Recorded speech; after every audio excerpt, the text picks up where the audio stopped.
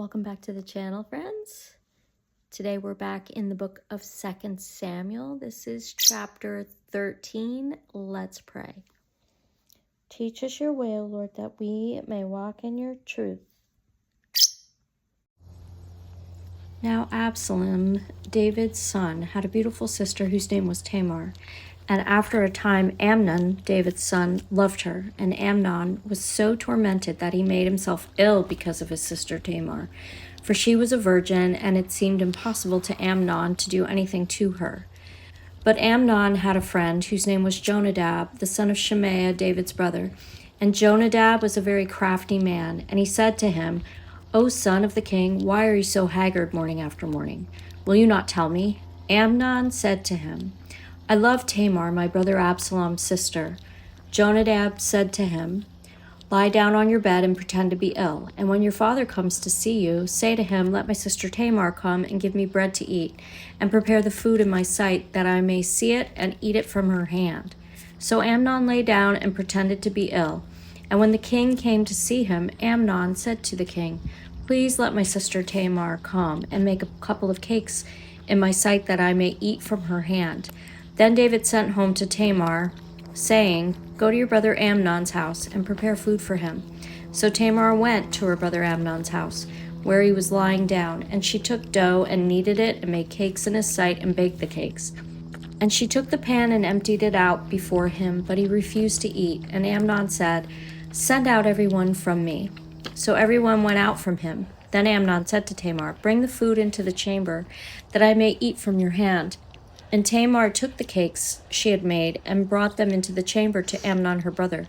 But when she brought them near to him, he took hold of her and said to her, Come, lie with me, my sister. She answered him, No, my brother, do not violate me, for such a thing is not done in Israel. Do not do this outrageous thing. As for me, where could I carry my shame? And as for you, you would be as one of the outrageous fools in Israel. Now, therefore, please speak to the king, for he will not withhold me from you. But he would not listen to her, and being stronger than she, he violated her and lay with her. Then Amnon hated her with very great hatred, so that the hatred with which he hated her was greater than the love with which he had loved her. And Amnon said to her, Get up, go. But she said to him, No, my brother, for this wrong in sending me away is greater than the other that you did to me. But he would not listen to her.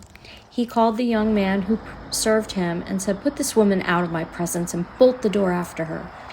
Now she was wearing a long robe with sleeves, for thus were the virgin daughters of the king dressed. So his servant put her out and bolted the door after her. And Tamar put ashes on her head and tore the long robe that she wore, and she laid her hand on her head and went away, crying aloud as she went. And her brother Absalom said to her, Has Amnon your brother been with you?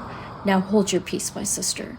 He is your brother. Do not take this to heart. So Tamar lived a desolate woman in her brother Absalom's house. When King David heard of all these things, he was very angry.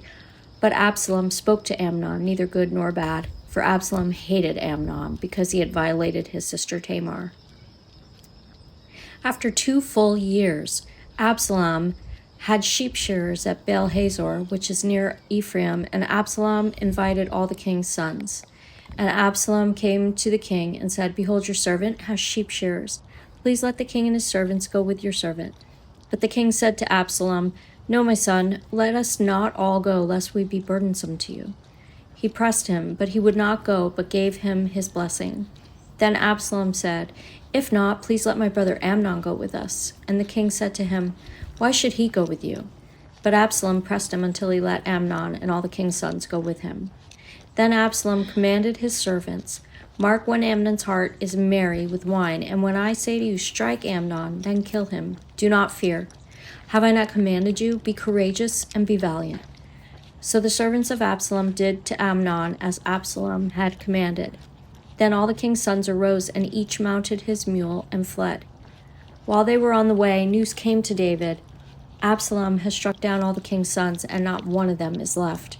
Then the king arose and tore his garments and lay on the earth, and all his servants who were standing by tore their garments. But Jonadab, the son of Shimea, David's brothers said, "Let not my lord suppose that they have killed all the young men, the king's sons, for Amnon alone is dead.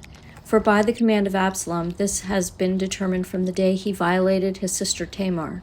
Now therefore let not my lord the king so take it to heart as to suppose that all the king's sons are dead, for Amnon alone is dead."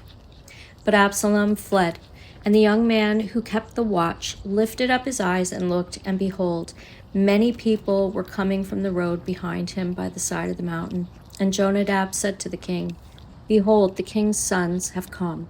As your servant said, so it has come about." And as soon as he had finished speaking, behold, the king's sons came and lifted up their voice and wept. And all the king also and all his servants wept very bitterly. But Absalom fled and went to Talmai, the son of Ammihud, the king of Geshur. And David mourned for his son day after day. So Absalom fled and went to Geshur and was there 3 years. And the spirit of the king longed to go out to Absalom, because he was comforted about Amnon, since he was dead. May God bless the reading of his word.